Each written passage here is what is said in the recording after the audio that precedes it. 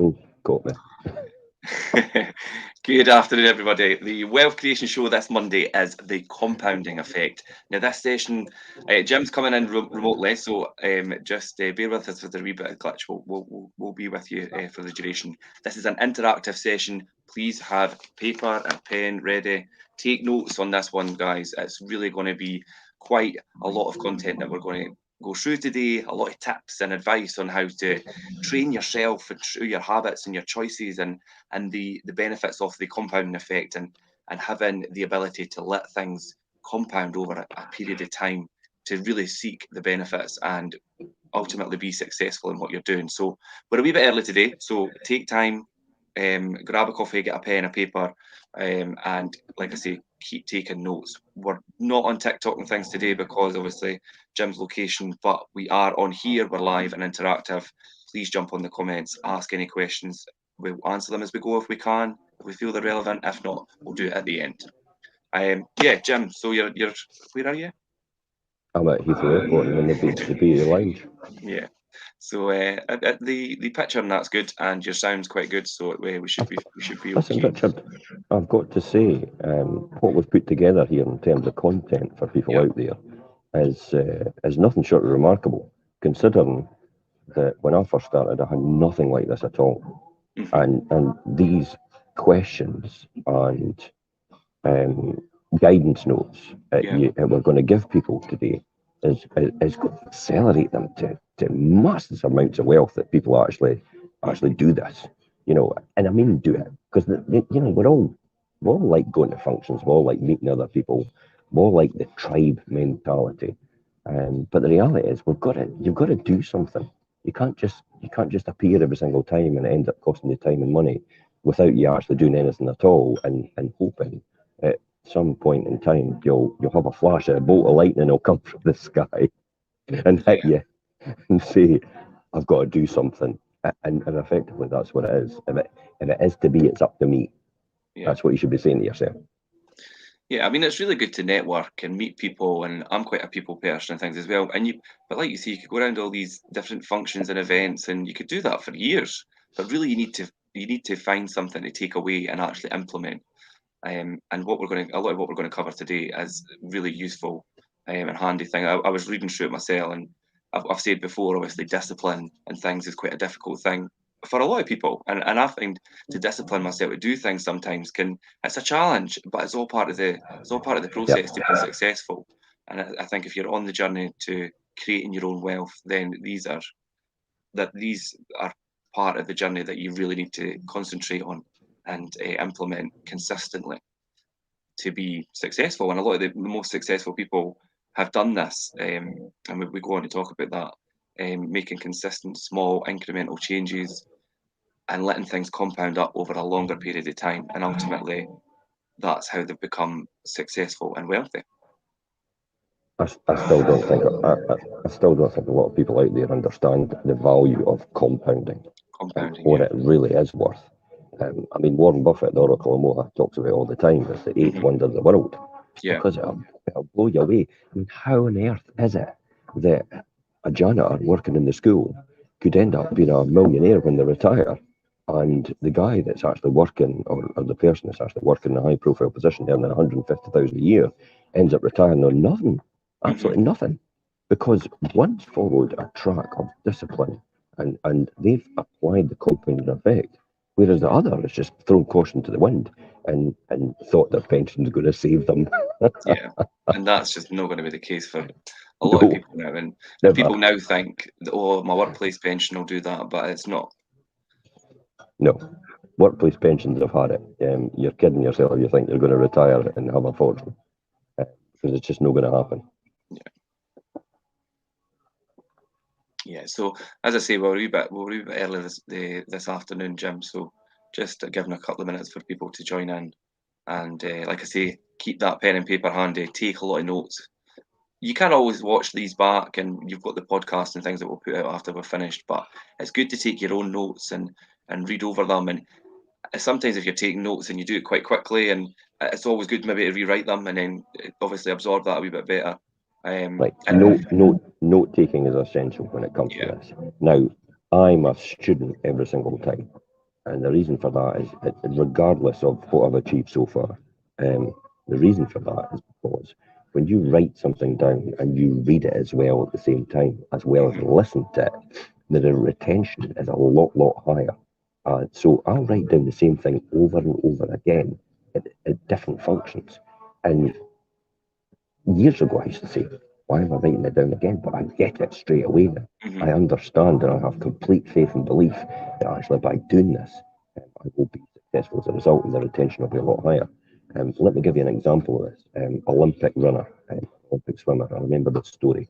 It was Frank Dick, I think it was, and he was the coach to all the Olympians and I think it was the England rugby team. Um, he had actually said in his book, there's a guy that actually rinses his cottage cheese.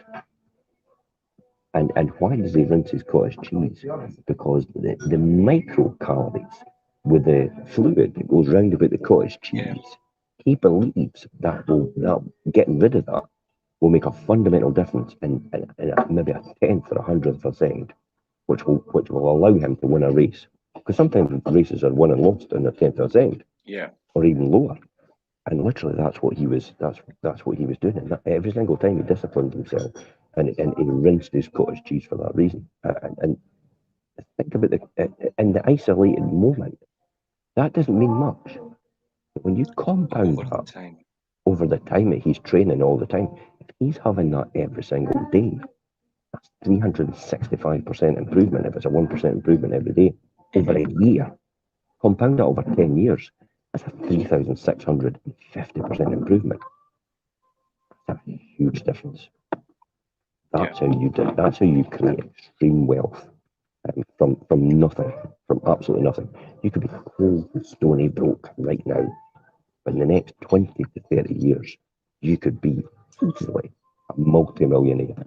And I Yeah. know that for a fact. Just by disciplining yourself and applying all these rules, as well as other things we teach in the Wealth Creation Show, because it's not all just about this. Okay, Yeah. so let's crack on. Mhm. Yeah, we've got people joining now, and we're on track time wise. So yeah, let's look at the compounding effect and look at it in action as such. Now the compounding effect, I mean, it's really the principle of reaping huge rewards from a small series of smart choices, and then consistently making these smart choices over a long period of time, as you said there, Jim.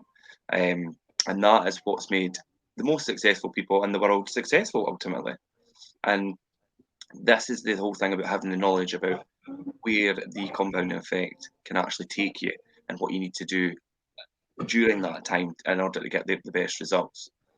So yeah, looking at an action, small changes in your life and decision making may seem unimportant. Do you know what I mean? These small incremental things, but still, if they're done consistently, like the cottage cheese thing, like you just says, Jim, they Yeah, can make a huge difference. Um, Now, this is a really good scenario we're going to reference, Jim, and we've spoke about this before, and we've actually heard it in training courses and events and things that we've attended, and it is used as an example um, by a lot of people, and it's amazing when you think about it, and people never ever know the right answer. So the scenario here is, for example, if someone's to come and offer you, say, £3 million right now, or they were to give you a penny that doubles up in value every day for 31 days, which is a month, which would you choose to go for? £3 million in your hand? I, I would take the 3 million right now. Aye. And that's what most people obviously say. And I Yeah, remember the first time I was asked that, I thought, well, of course I would take the 3 million. But really, once you look at the actual compounding effect that the one penny would have, doubling up every day for 31 days, then it's actually ultimately it will be more. The humans are naturally um, we're just naturally obviously going to pick the 3 million as an immediate gain, and that's what most people would do. However, if your primary goal is to be successful as possible, the second option is always better. With the yeah, second option, you're going to end up at the end of the 31 days with your penny doubling up every day for these 31 days. Well, I've got 10 million here in the notes, but it's actually, we spoke off camera, Jim, and it's actually slightly more than that. It's actually closer to 10.5 million yeah. by the end of 31 days. So think in 31 days, if you waited, would you rather have 10 and a 10, or 3. And that's it. That's it. Yeah. The experiments are done every single time when you have a class of children, don't they? And they put the sweets in front of them and they say, look, you can have these wee bag of sweets just now.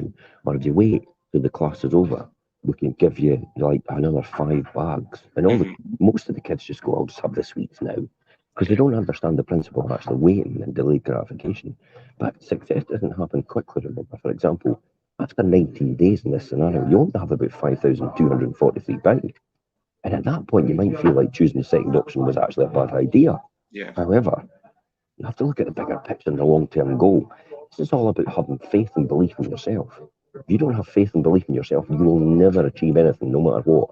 Someone could come down on a golden helicopter, and with loads of money, and they could just say, "There you go, have that right now." Yeah. But if you don't have faith and belief in yourself, it will mean nothing to you at all, and you'll lose the whole lot because you're not disciplined. You don't understand how to keep money. That's probably one of the key principles here. Yeah. A lot of people can make money, but they don't understand how to keep it. So it's faith and belief in yourself. The second option is that's compound interest. And we can produce compound gains in our lives by making um, correct decisions consistently over time. So note for the benefit of from the compounding fantastic benefits. We have to be patient and we have to keep faith. Compounding is impacting us every day. So we must see it for our benefit. So how can you start doing this, Richard? What are the things that people can do? The four key things that people can do right now to make a difference. Yeah, I think a lot of people will ask that question, like, "Oh, you make it sound so easy. How can I do that? I want to start doing that." And if you really do want to start doing that, and you have that commitment, is firstly take responsibility for your own life.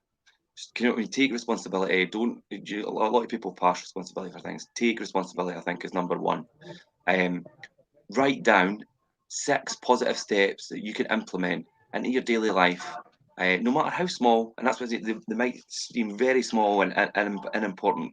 But if you So can make really small changes, let me talk about these 6 small steps. Take responsibility in your life is one of the key ones, which you said the other night, Richard. A yeah, lot of people just let other people take responsibility for their life. And mhm, for example, their employer, for example, the bank manager, their doctor, their solicitor, just their friends and family. They let them take responsibility for their life, but they should be taking their own responsibility, making their own decisions based on information from these people. Yes, you can have information from their sources, mhm, but it doesn't necessarily mean you've got to take their advice as gospel. You collate the facts. This is a classic example of the UK economy. yeah, Like, where was the recession? I predicted it would never happen. Where was the fact that, well, we all know inflation's going to never be under control by the end of the year. We all know base rates are going to continue to rise. But despite the fact there's other think tanks out there that are supposed to be really good at what they do, and they're supposed to be the people that you're supposed to talk to, and they say, yeah, no, interest rates are not going to rise and they're going to start to fall next year. Aye, right. They're not. Don't kid yourself. They're not. So this is the type of things about taking the right information. Now I could be completely wrong. So hey, it's only my opinion. But based on the facts I can see right now, interest rates will continue to rise, base rates, but more importantly, inflation won't be under control by the end of the year, or interest rates will not drop by next year either. I don't think, in my opinion. I can't see any compelling evidence for this. So take responsibility for your own life.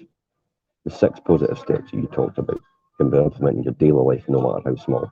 This is so simple. Let me explain to you about the 6 positive steps. You might have some of yourself, Richard, after I talk about this. Getting up at a particular time in the morning. yeah, Discipline yourself rather than actually just say, I'll just wait till the sun gets round to the west of the west of the house. That's evening, by the way. So that's the sort of thing you've got to. And if you struggle getting up, just do your 5, 4, 3, 2, 1. yeah, In other words, if you know you've got to get up by 6:30 rather than 7, because you used to sleep into 7, then just at half 6, just go 5, 4, 3, 2, 1, and I'll guarantee you'll get out of bed. The other one is drink a pint of water every day. So just start off straight away by drinking a pint of water. Your body then starts to reset. It starts to get into it. It starts to get ready for food.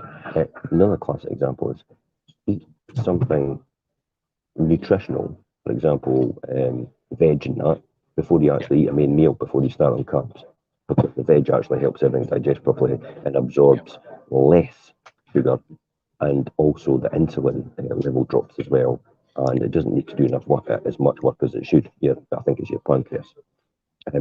Classic example as well is if you're disciplined to walk 5k a day, 5 kilometers, even if it's 1 kilometer, even if it's just go out the back garden, just start with small habits. Have you got anything else you could think about? 6 positive habits on that line, Richard?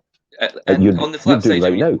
yeah, well, do you know the drinking more thing and eating more fruit and obviously the time up, getting up in the mornings, all things that I've changed recently. Also, on the flip side is going to bed at a certain time. I used to be so bad for staying up too late, and then that in turn would obviously stop me from getting up in the Yeah. morning. So I've tried to kind of regulate the time that I go to sleep and things as well. And also exercise for me has been a big one. And I think when you Now, get, it's quite important you're actually saying just exercise, just go to your bed at a certain time, but name that time. yeah, Name that exercise. yeah, be quite You know, precise with it. don't just say I'll exercise more. Tell yourself what you're going to do to exercise more.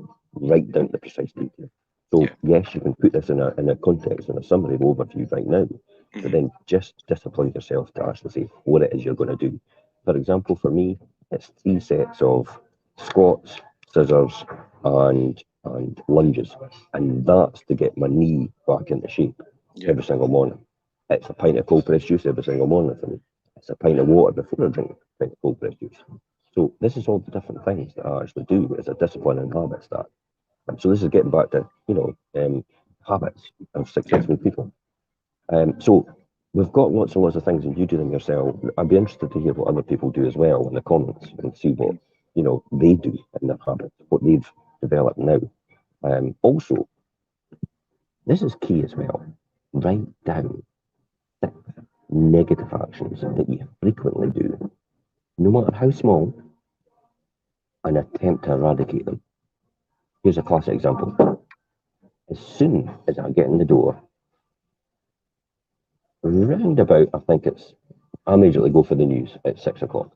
Mhm. It's a habit. I just go on the news at 6 o'clock. Now, there's no information that the news that can tell me it will change my life. So why do I do it? It's a bad habit. It's just a habit I've formed. So I could easily eradicate that. Have you got anything? Have you got anything you could think about, Richard? I think I Apart from really Friday night boozing. yeah, well, apart from that, but yeah, I've obviously well, alcohol is one, and I mean, not that Yeah. I never used to drink alcohol through the week, but like to go at the weekend. But I've stopped my weekends as such. I mean, couldn't tell you the last time I was in a pub and things, but then I think that comes. You've been I was pretty going to say that disciplined. comes naturally as you grow up, but then not for everybody. I mean, obviously, but also spending habits and things for me was a big thing. Um, and even just changing, like I used to go to Starbucks a lot and things, so and eradicated that and saved an absolute fortune. So Well, they were all kind of you've habits that I used to got on a get. bigger scale for me. Eradicated caffeine. Yeah, So I don't touch caffeine at all now. Vegan. So I don't yeah, touch dairy and I don't have meat either. I try to do organic a lot because there's a lot of mhm, pesticides that are actually yeah, put into our system, which your body tries to eradicate every single time and fights all the toxins while it can't heal anything else. Hence the reason why I believe that a lot of cancers are actually formed because your body's too busy fighting all the stuff that you're putting in it. It doesn't have time to actually fight what's happening to your body itself. yeah, Alcohol, another one as well. yeah. Gave up that as well. So I gave up that about 7 years ago. I just thought I've had enough. Can't be bothered with it anymore. Other than just I got sick to death. I just got sick and tired to be sick and tired. Hmm. And that's another one as well. There is people out there that'll just get to a point and they'll be sick and tired of being sick and tired. Yeah. So it's the negative actions. It will also help you. So combined with the positive ones, combined with the negative ones, that's a really good one as well. What's the fourth point we need to consider? There's also, I mean, there's areas where people maybe used to be successful but no longer do, due to maybe just complacency or just Yep. something. And I mean, I'm trying to think of something offhand actually, but there's bound to be something that everybody's saying, God, I used to do that all the time and I don't do it anymore. Why do I I'll not give you do that? one. And I'll that's the give you one question you right should now. ask yourself. Why do you not do it anymore? One for me is weekends. Hmm. discipline myself to do certain things at the weekends. I no longer do it. Mind, I used to go out all the time, and I used to pop off across, and I used to do vlogs and blogs in certain areas of the local community at the weekends, and I've kind of gone off the boil with that a bit. But that's because I went away to Jamaica in November, and see how that's compounded. The fact that I just lost my train and lost my habit. Yeah, got you that cycle of what you were doing. So yeah, stopped all my habits. So that was quite actually difficult as well. So that the number of videos. Somebody actually said to me the other day, I don't really see you on social media anymore. And that was in somebody else's. When I was at the checkout, one of the people in Aldi's, I don't really see you on video anymore. Like, I've kind of got the team doing that as well now. But it just shows you people do notice. And they do notice that you're actually you're changing habits, even though I didn't notice. Because I thought I was still churning it out. I mean, we're still putting out 600 pieces of content every single week. But me personally, I'm not churning it out. I was just going to say, you do. There is still a lot of content you do, but you spent a lot of time doing your series. It's like your millionaire mindset and your, do you know what I mean, all the lockdown series and everything. You spent a lot of time doing that, and a lot of people interacted with that. And maybe you've deviated for that slightly, and that's why obviously people are thinking, oh, I don't see you on social media as such. You on a personal level, what you talking? Obviously, you do a lot of this kind of content and things, but and look at the other ones like the scams. Watch out for these scams and putting them over the community pages, and watch out for this could happen to you, or that could happen to you, and giving people content and advice on things that could actually to watch out for all these different scams. So I used to do that a lot, and it's just a habit of getting back to that. Yeah.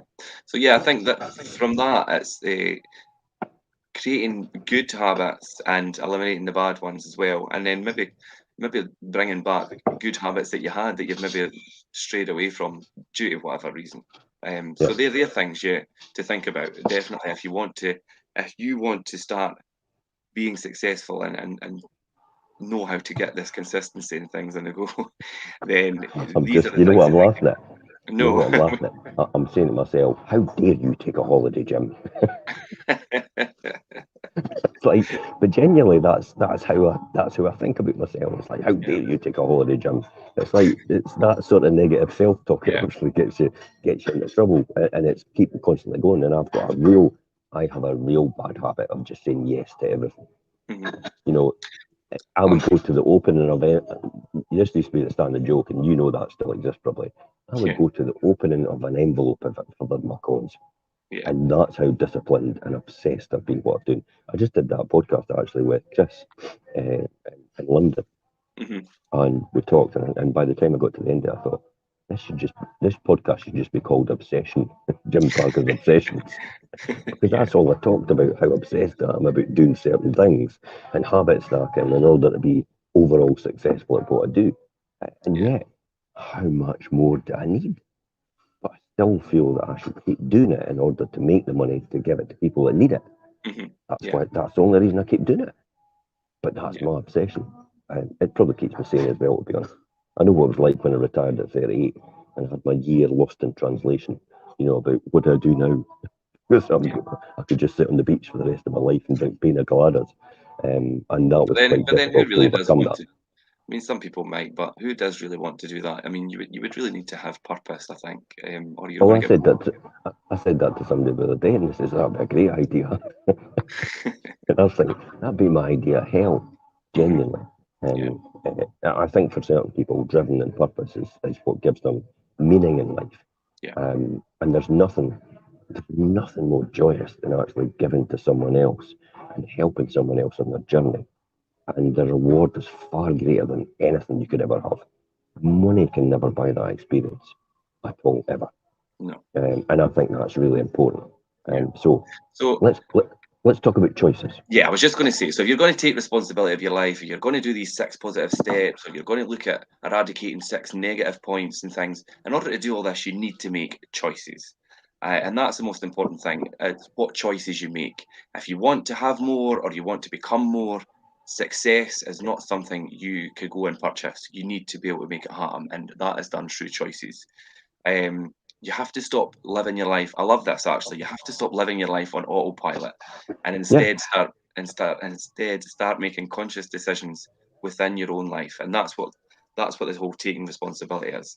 It's easy to fall into that autopilot mode, that um, that isn't concise to obtaining any of your life goals or any of Yeah, your benchmarks that you want to meet. And sometimes we have to actively and consistently make decisions to stay on track in order to reach our goals. exactly. Become the person you should have always been. Hmm. The person that you think you should be is the person that you should become. Yeah. And begin to act. This is now, everybody talks about fake it till you make it. Yeah. It's kind of like that, but you're not lying to yourself. What you're doing is you're saying, where do I want to be in 5, 10 years' time? What type of person would I be to become that person? And what type of person, what things would I have to do to become that person? And start to do them right now. It's exactly what I talk about with my team. Like, if you want to be, for example, here's you a classic example, Rich. Hmm. You never became the lettings director by accident, No. did you? The reality was, I said to you, what does a lettings director have to be? And you said, well, I'll probably have to do some business courses. And okay, so what business course did you do to do that?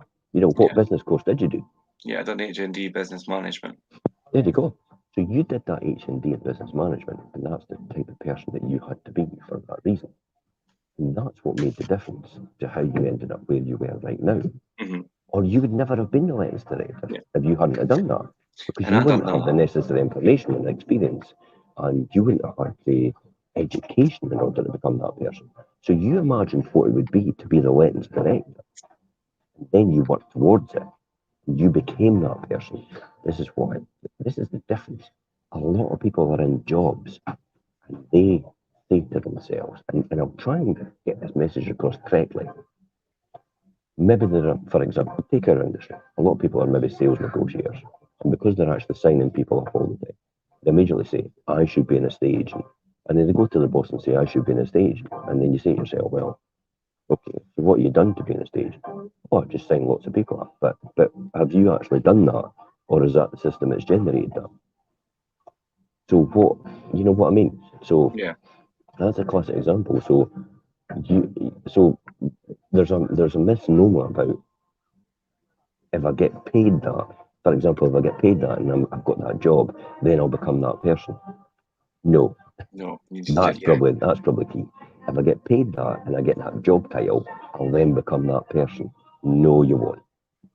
You have to earn that spot. That's how you become that person.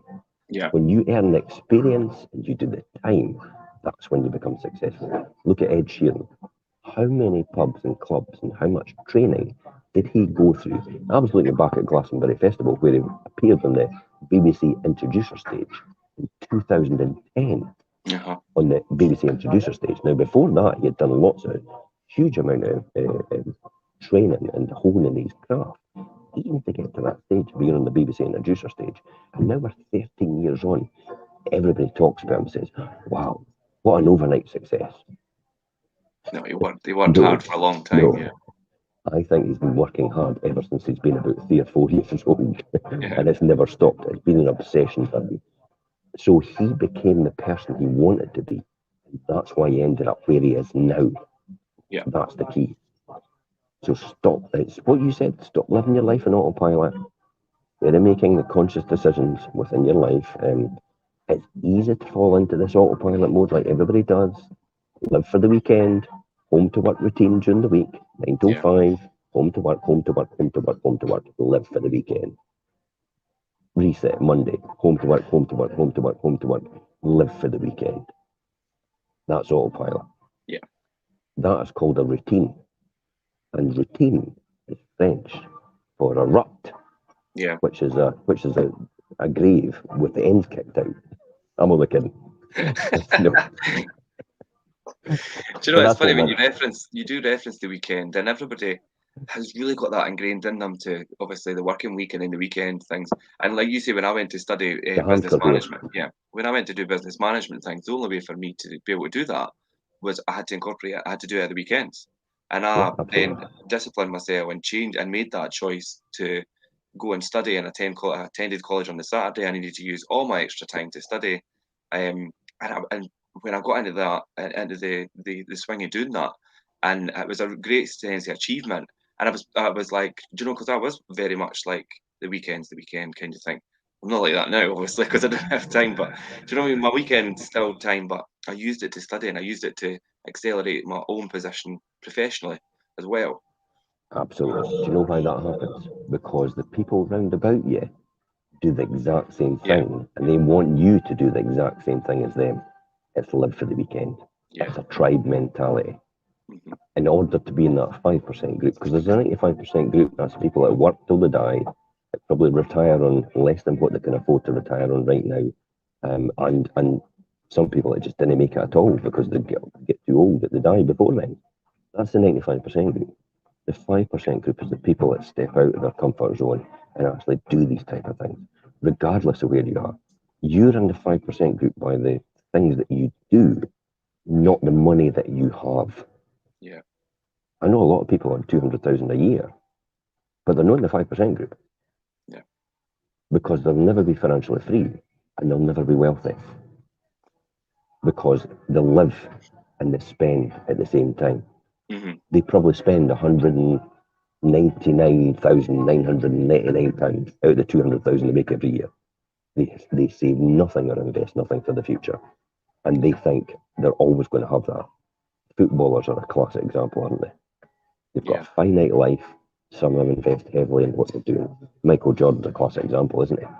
He's Invested in he's a himself billionaire.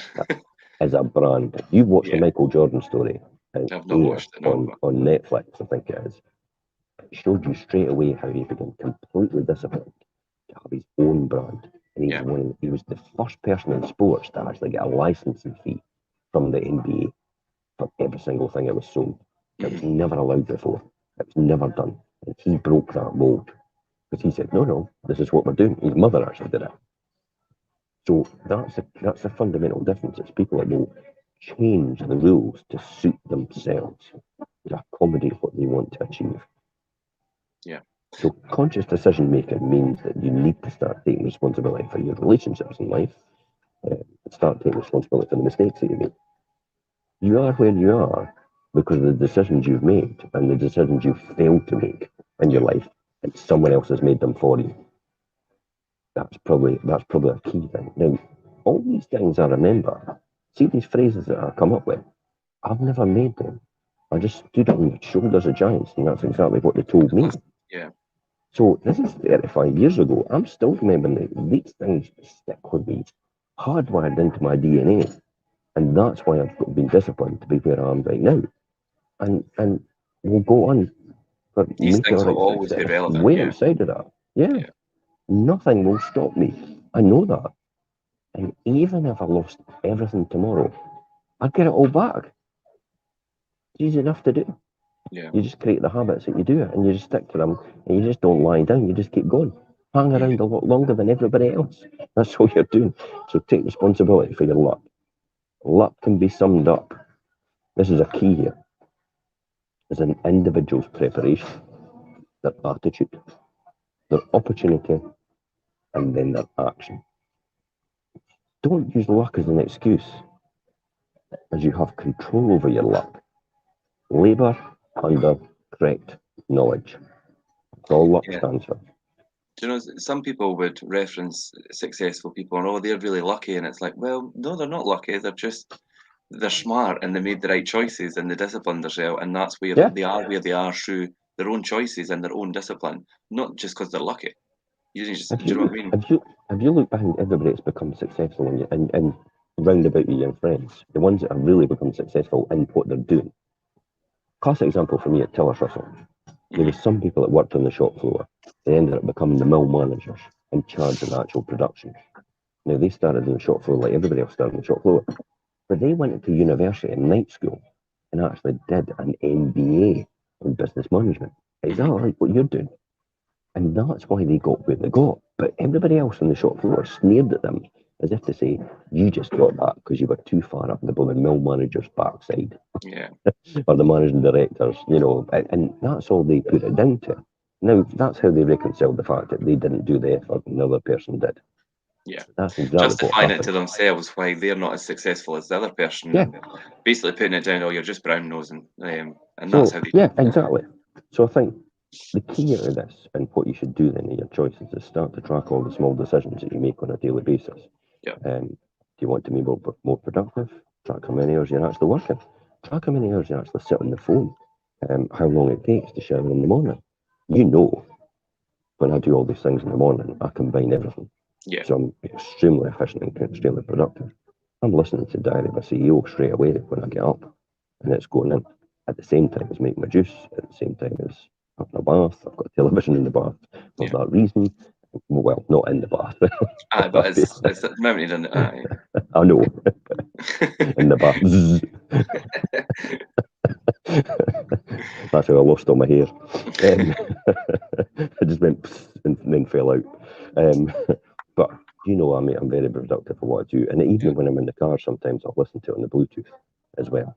And these are all key things. So track how many hours you're sitting on the phone, how long it takes to do a shower in the morning, keep track of the small decisions and compound towards the way to get to your higher goal, and it will keep you on track for that reason. Start these things now. The sooner you implement these changes, the faster they become habits, and the sooner you'll reap rewards. So, how can you start doing this, Richard? What are the three key things? This is a writing down moment for everybody out there. Yeah. What are the three key things you can start doing? The three key things are identify the areas of your life you want to change, and Mhm. then identify the parts of this area that you are not taking responsibility for. So think about like the areas you want to change and think, right, I'm not taking responsibility for the areas of this whatever Yeah, the aspect of your life it is, and then start tracking at least one behavior related to this area of your life. So what is it? What is your behavior like that's causing you to not take responsibility for this area of your life? yeah. This is the key here. This sounds so simple to do, Hmm. and you're absolutely right, it is. And people actually think it's got to be really complicated to actually make a huge difference in their life. It's not at all. It's just to have faith and belief in the small things that will make a fundamental difference compounded overall. It's often when I go to sell a house, I never walk into someone and say, the first thing I say to them is, I've just told you about everything I use and all the tools I use to sell the house and get the best value for the house and get the best result I can. Somebody actually wrote back to me this morning and said, sorry, I didn't pick you as my agent. I could only apologise because I'm actually just about to take off the market with the existing agent instead. Yeah. After several months and only 5 viewings and an unsuccessful result, I notice you've sold round the corner again, way before mine's been sold as well. I Yeah. can only apologise for not picking you in the first place.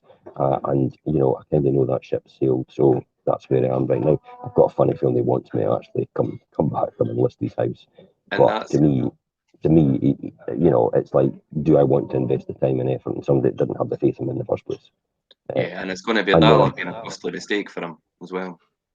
it is a very costly mistake for him, and I'm going to have to do a wee bit of thinking about it, what I should do. But the reality is, this person's actually realised that all these wee things that we do make a fundamental difference to compound to the overall result.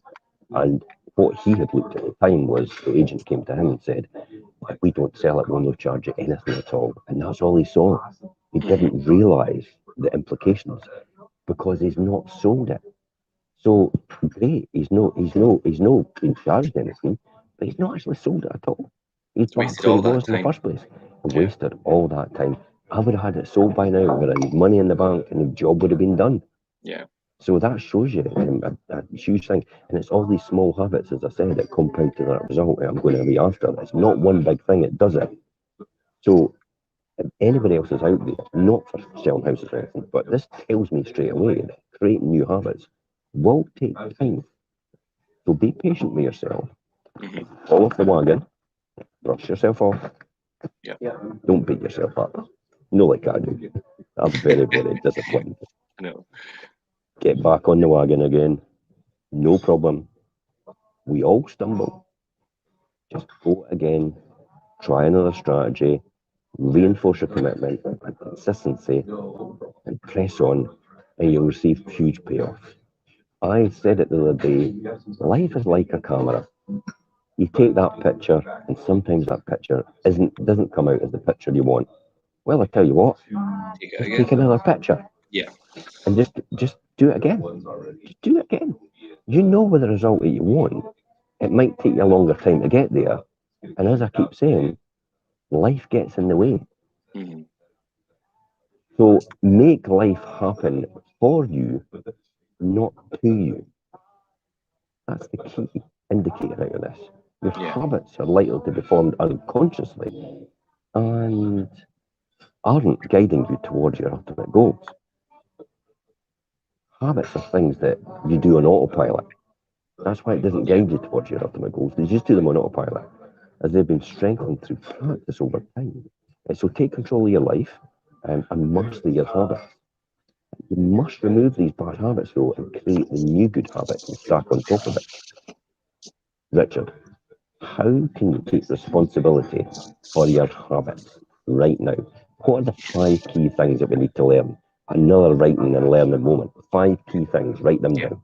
These 5 key things for taking responsibility for your habits is you must acknowledge the impact that habits can have on your life. Um, do so by considering the compound effects we've already spoken about. Do you know what I mean? How are these habits affecting you from maybe not being able to implement this compounding effect into your day? Number 2 is you need to identify a significant uh, motivator for why you need to change your individual behaviours. Do you know what I mean? So you need to identify something that motivates Yep. you to make these individual changes. Number 3 is set yourself attainable goals and visualize what success relating to these goals will look like. What will the success look like once you Yep. achieve these goals? Number 4 is remove bad habits that are holding you back. And it's as simple as that. If you've got bad habits that are holding you back, remove them. And number 5 is create good habits that will help you elevate you towards your goals. Let me give you examples. Yeah, Okay, you said you must acknowledge the impact of habits you can have on your life.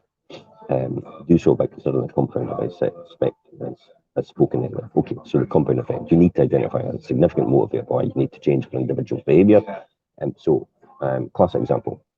I've done so much effort into becoming a triathlete, and with plagued with injury, and literally all my muscle mass has disappeared. I mhm, can no longer run marathons or ultra marathons. I can barely run 5 kilometres now.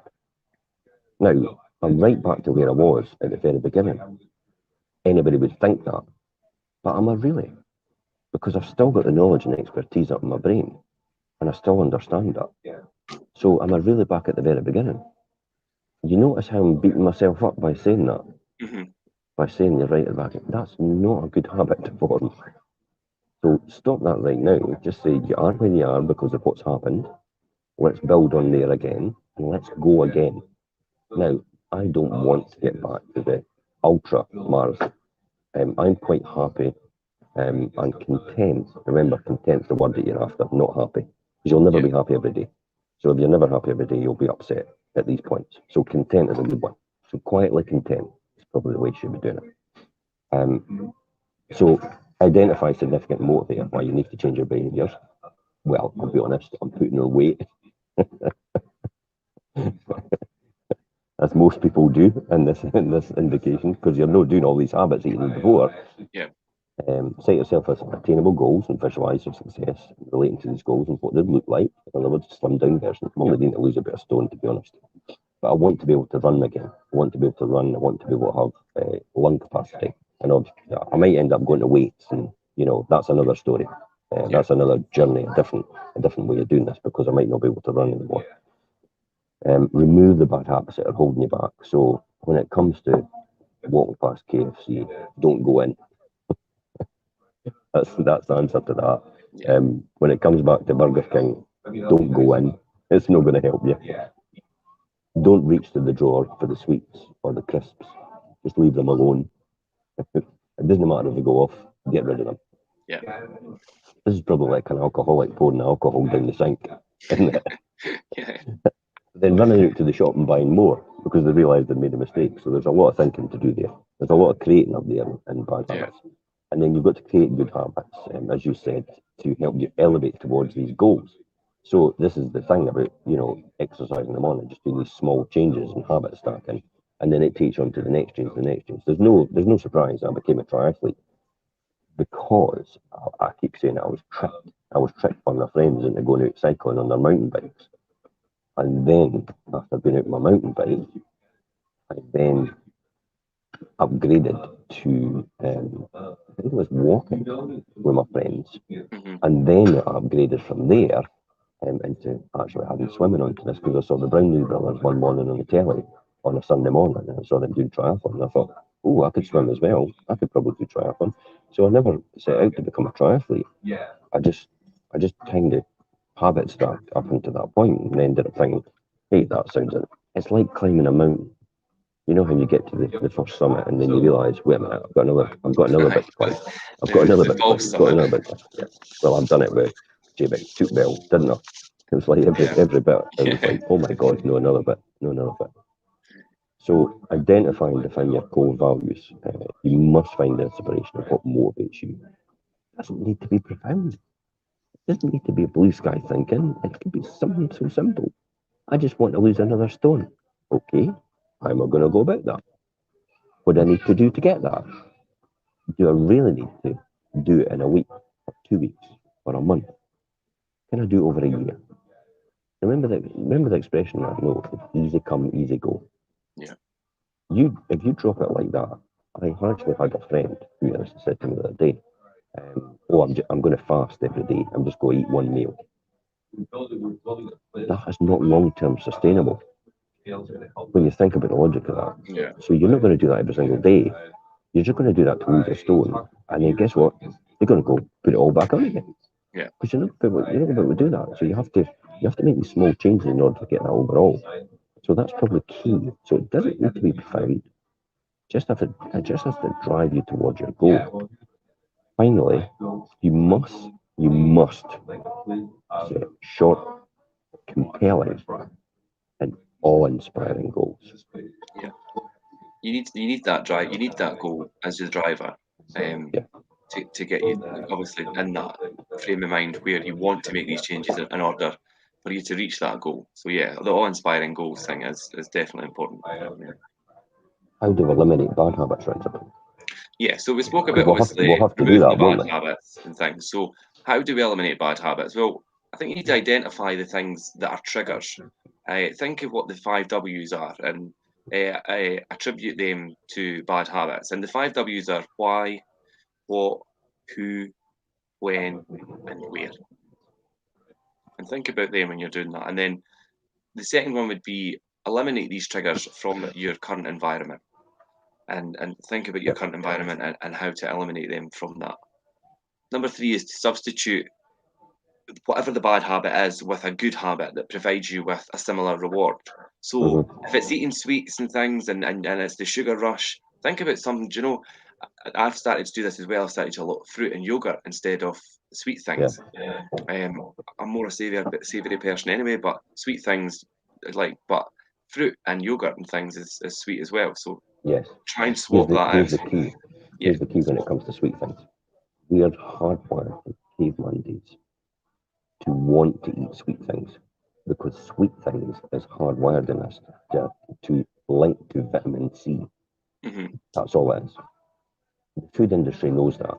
Hence the reason why they put fructose, they put everything going into food in order to sweeten it. Because if it's sweet, your brain keeps telling you to keep eating it because it associates it and says it's vitamin C when yeah, it's not. That becomes a fundamental problem, and that's something you have to learn.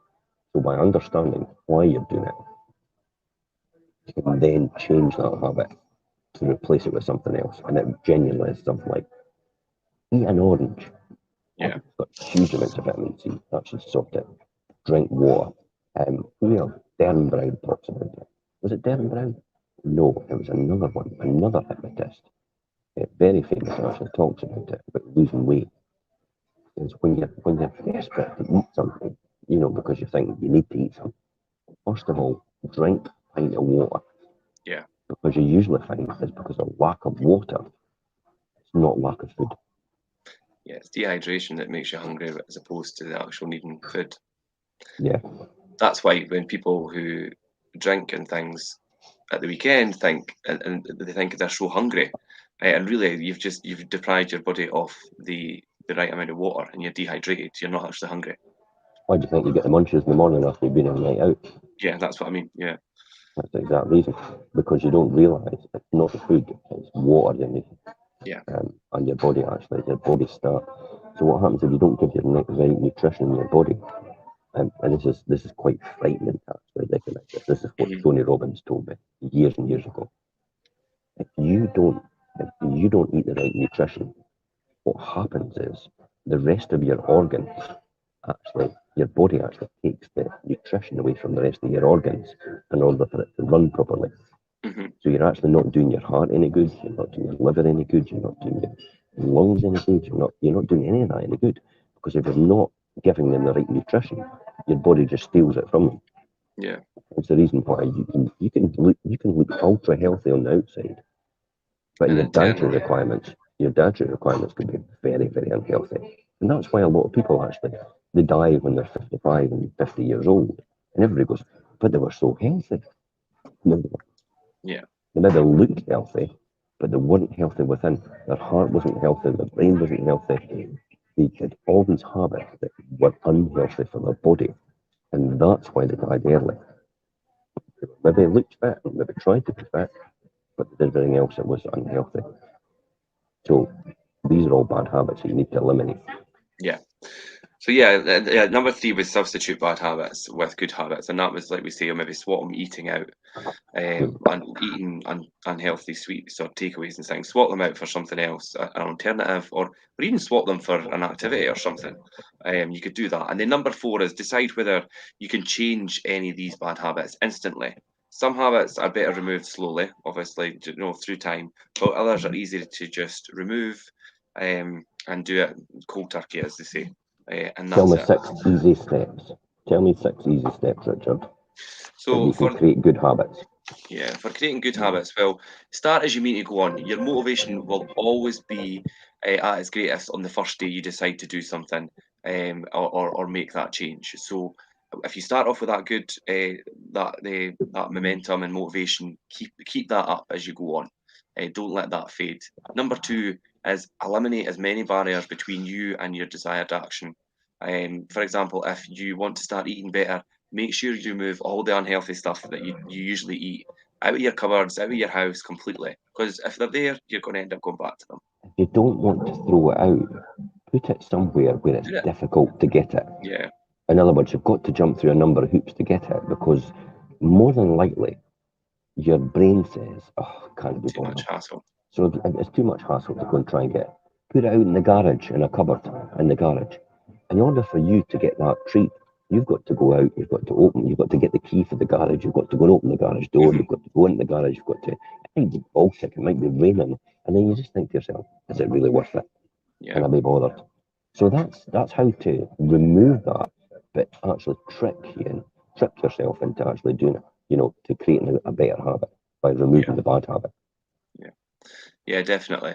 And then number 3 is always focus on what the good habit will add to your life, rather than what you're losing out on. Think about it, if you're taking that away, where it's going to get you, and what basically back to your goal.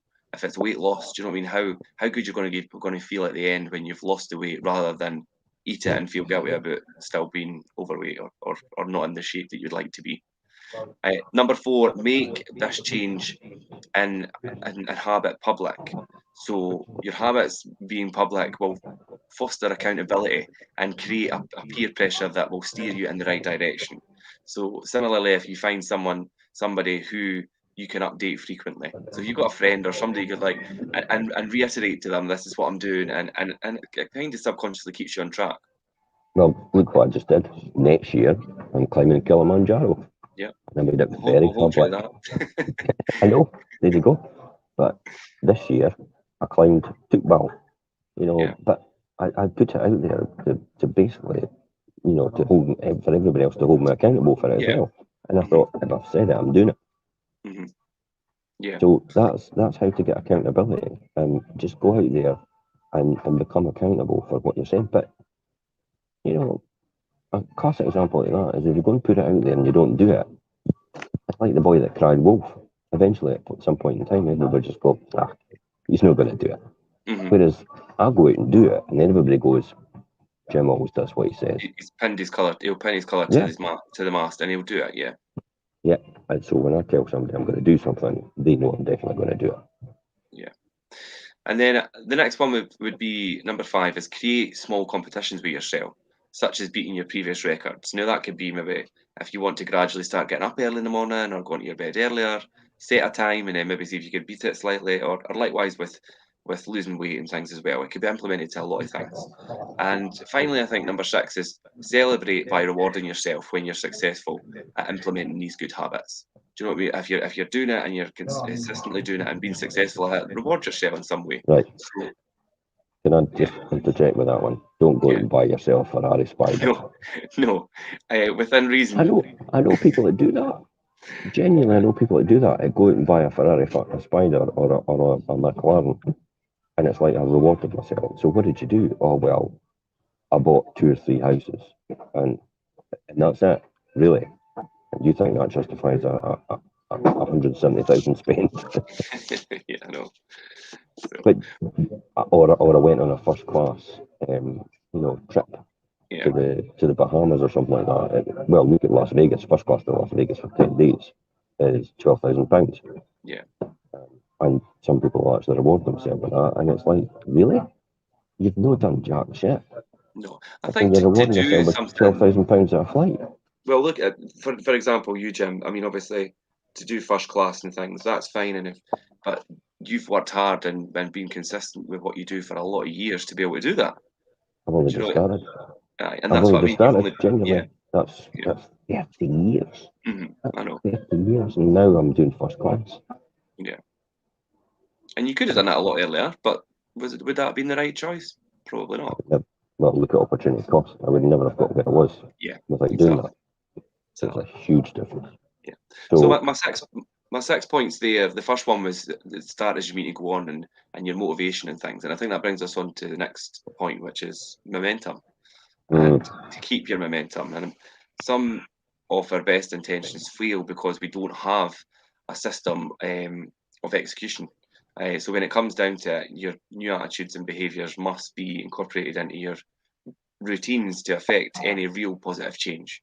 And a routine is something that you do every day without fail, so that eventually, like brushing your teeth and putting on your seatbelt in the car and things, you do it without conscious thought to do it, and then keep up the momentum to continue to do that.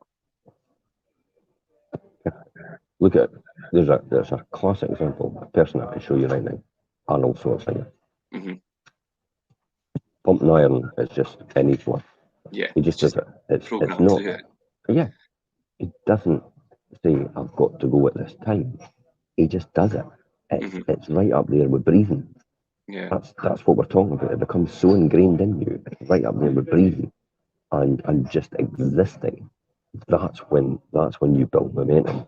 That is now indoctrinated into your psyche. You don't think twice about whether you should do it or not. You don't look outside and go, oh, that's a shitty day. I might as well do this, I might do that. If your gate is shown on You the just do screen, then please kindly make your way to your designated gate. So If you're to traveling build from good B or habits C is gates fundamental. and your gate Just is positive open, effect and please make compounding your way effect. there now, as unfortunately the escalators are However, not I still working, need that momentum so there to will push be us delays and queues getting to through the terminals B tough and bits, C. So please when we give yourself at struggle, least 20 minutes to get there. maintain a Thank good you. habit. Momentum is a feeling when it is odd that you haven't had your daily run. That's momentum. yeah. So it feels odd that you've not done it, or you haven't read your daily book. When You you've know, you really got haven't into read doing for, something on a yeah, daily basis, yeah, and and you want to be odd, missing. So you want to feel odd when you're missing a good daily habit. That's probably where momentum's key here. What's one yeah. way to build momentum then? Yeah, I mean, one way to build momentum is to really master your daily routines. One that I'm doing just now, and I don't do it every morning, but I'm building it in as fruit and cereal or fruit and yogurt in the morning. You feel Yeah. so much better when you do it. So build things into your daily routine, and look at what look at what happens every morning, and what you do every evening, and look at that. And irrespective of what the details are, there's things that you could do. There's things that people do without fail, and that's how they create, because they've created that momentum. As long as you have control of maybe what you do in the mornings or do in the evenings, like I say, obviously when I'm starting to do this fruit thing, you know you are starting and ending your day strong. So I think if you've got these things in place and you know that you're doing them consistently, it will make you feel that you are in control and that you're starting and ending your day well if it's things that you've put at the start or the beginning of the day. Now, importantly, though, you have to remember this ritual. It has Yeah. to it has to produce powerful results. Yeah. And if it does, then don't be afraid to change your routine if it doesn't. Yeah. I think that's important. Although you want to be consistent, which is a good trait, and you want to be consistent and positive, that you're going in the right direction. So if you notice part of your routine is no longer contributing positively, just swap it for something else that does.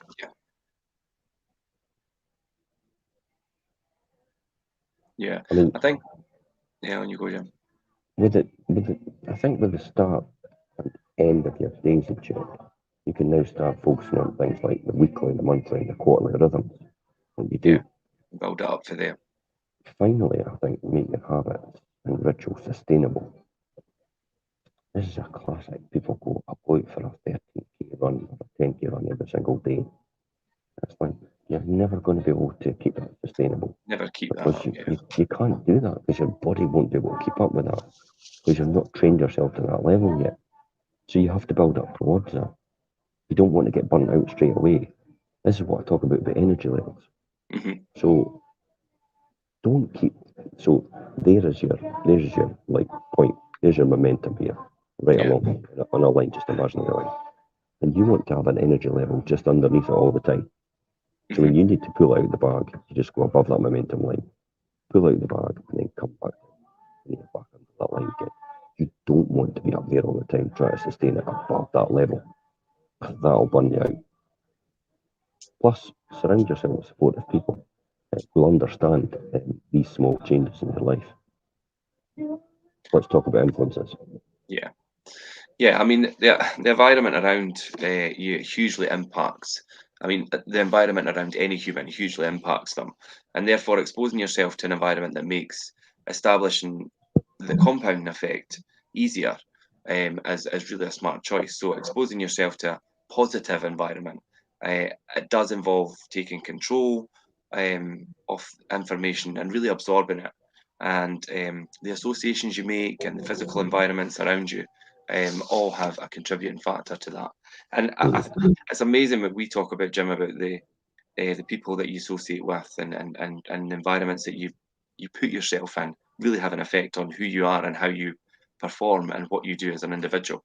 And I've learned that a lot over the years. Yeah, you hang about unsuccessful people. Guess what you'll become? Yeah, unsuccessful. Yeah. Yeah. Hit the nail on the head. You hang about with people that are extremely successful. Well, looking for a classic example, I had a friend, Alan. Alan used to say to me, I'm not want to go out and play golf with them. And I'm like, but they're your friends. But they don't push me. They don't pull me to a different level because they're not as good as me. Mm-hmm. I want to play with people that are better than me because they'll pull me up. And I want to be like that. Whereas if I play with the people that are not as good as me, You'll just settle. I've got nothing to strive for. Okay. There's no enjoyment, there's no excitement out of that. So that was quite an interesting comment that he actually made, and it's stuck with me all these years. Yeah. So what about taking control of taking control of information? And I mean, we've got all the information in this today, but how to process it and get yourself in the right mindset, I think is really important, Jim. Right? And basically taking control of all that information. Yeah, your mind is there. Firstly, guard against the garbage. Mm-hmm. Garbage in, garbage out. Yeah. Exactly what happens. If you let crap into here, this is what you'll get as a result. You've got to put good stuff in your mind. Try to avoid the news. Try to avoid the media. You're going to watch it. Take it with a pinch of salt. Look at the facts first. Don't just believe what they said. There's so many gurus out there, the fake gurus. I see regurgitating the same message all the time. It's come from someone else. Yeah. It's influenced them. And then when I ask them, where's the basis of your assumptions there? Where is that information? Where have you come to these conclusions? Nothing. They don't have a clue. They've just regurgitated what someone else said. So, and secondly, join the drive time university. Your car is a mobile university. Yeah. You've got loads and loads of information and podcasts you can listen to while you're going away. The radio, sometimes it's just garbage for the mind. It might make you feel good in the short term, but is it really achieving you for your future? Are you going anywhere with it? So you're just trying to absorb audiobooks and courses whenever you're unable to read conventionally. Somebody actually said to me the other day, it's like, oh, I read about 15 books a month. And I'm like, what? Really? It's like, no, they listen to 15 books a They month. listen to audio books, yeah. So I'm like, God, you must be a genius. Because it takes me about a month or 2 months to read a book. But the retention's a lot easier for me if I read it physically. Underline it, bookmark it for future reference, because there's key indicators there. I think, I can go back to that book anytime I want and see a real key piece of information there. So that's what I do. Instead of turning the corner of the page up at the top, turn the corner of the page at the bottom, and highlight the phrase so I know I can come back to it if I need it. Yeah. In that book itself. So I think it's also about taking control of your associations. I mean, what could we say about the associations then? Yeah, for me, I just I picked up on that slightly just as we were talking through there, and the people you associate with, and I mean, studies do suggest that the people you associate with could determine as much as 95% of your success or your failures in life. So, I mean, it really is important about who you associate with. Therefore, you must take control of your friendships and people that you spend time with. You must consider whether those that you're surrounding yourself with, are they supporting you? Are they inspiring you? And if not, then why are they not supporting you or inspiring you? And try and distance yourself from people that aren't. I'm looking at you smiling, Jim. What are you going to say? I remember years and years ago when I first started out, going to my mum and dad and stuff like that, and says, "Look, mum, dad, sisters, brothers, I love you all. You know I love you, but I just can't be around you because your talk is just negative talk all the time, and it affects me and it affects my mood. And I hadn't built this neg shell, which is basically a negative shell around me to protect myself from it getting in. So I hadn't done that.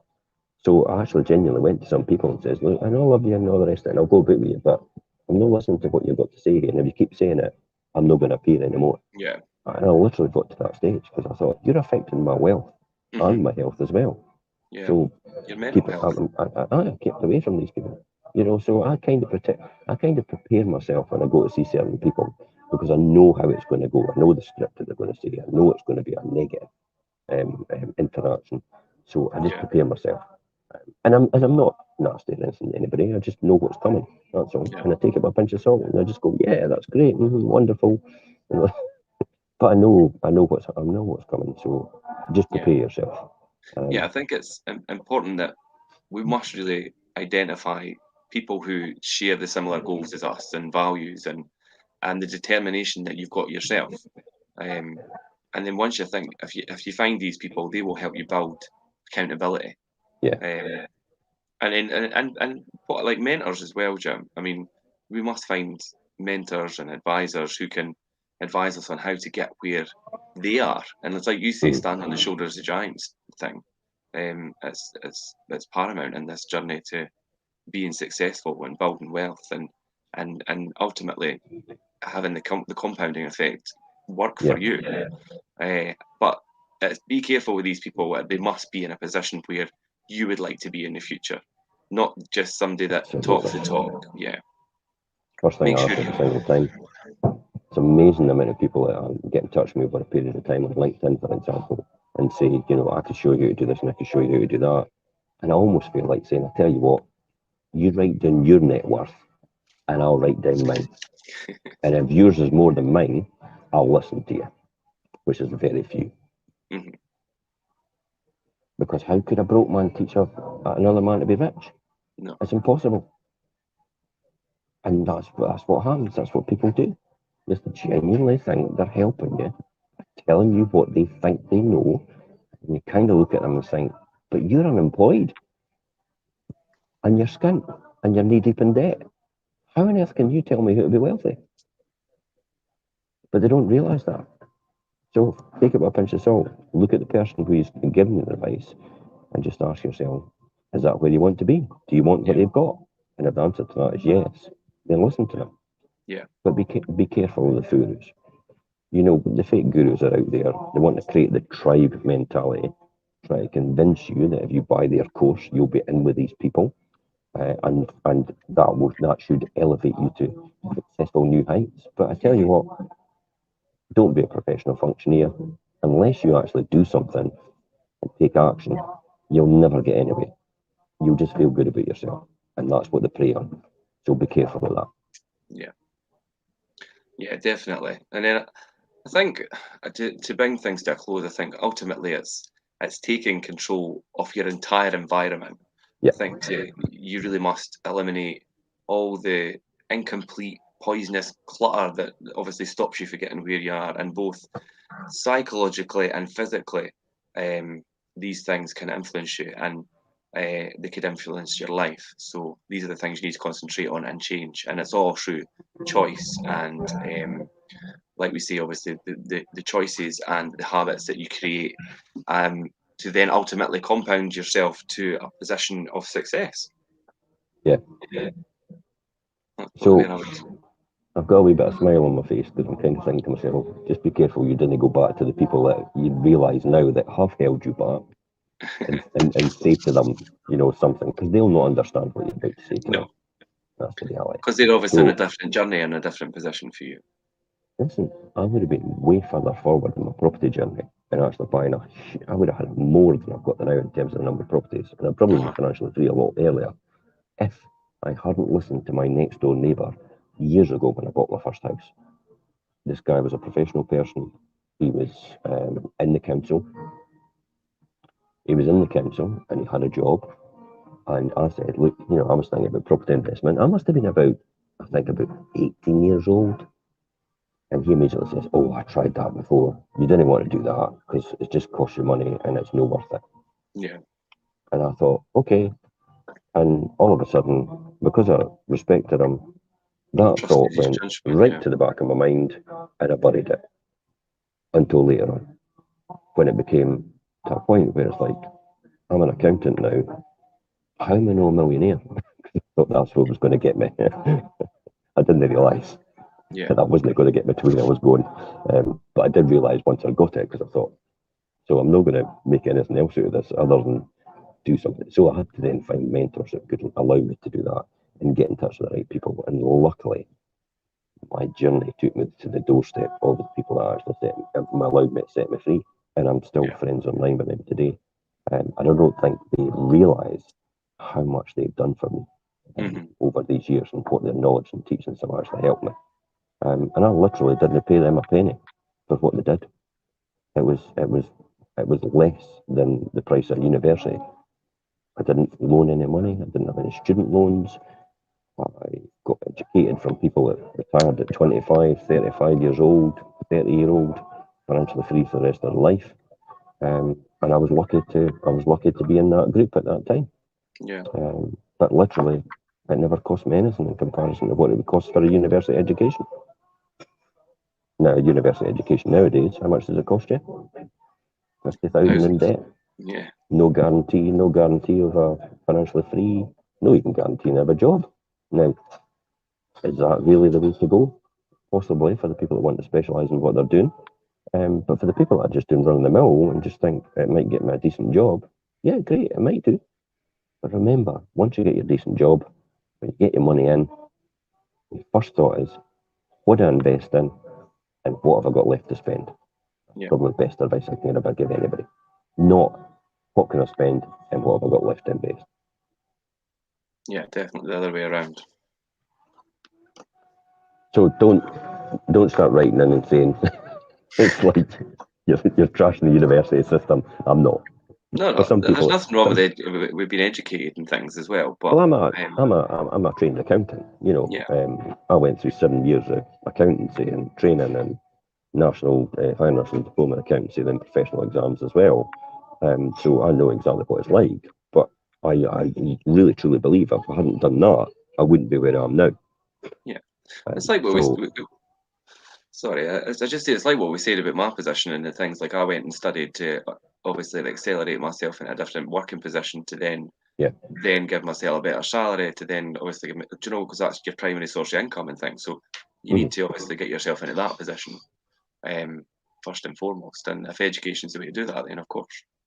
It's all the small steps that we have in the beginning, isn't it? It's all the small steps we did in the beginning to get to where we are. You know, it's the classic example is how do you go from homeless and unemployed to that sort of level, and that's exactly the reason how, and that's exactly the way to do it.